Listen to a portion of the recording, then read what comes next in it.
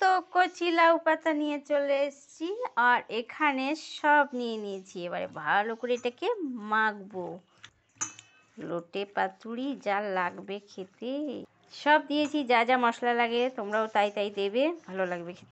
তবে একটু পেঁয়াজ রসুন কাঁচা লঙ্কাটা একটু বেশি করে দেবে, তাহলে স্বাদটা আরও ভালো বাড়বে। সর্ষের তেল দিয়েছি, পেটে নিয়েছি পাতা, এবারে দিয়ে দেবো এর মধ্যে। মুড়ে নিয়েছি, রেডি হয়ে গেছে।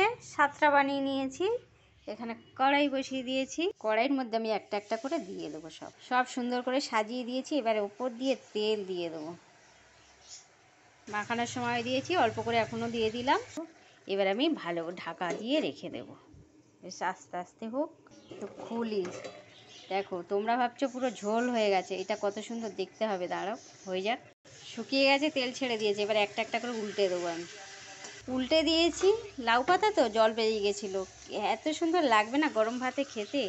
আর একটু হোক, তারপর নামিয়ে নেব। এত সুন্দর গন্ধ বেরিয়েছে, হয়ে গেছে পোড়া পোড়া গন্ধ। আহ কি ভালো লাগছে গন্ধটা, পোড়া পোড়া গন্ধ।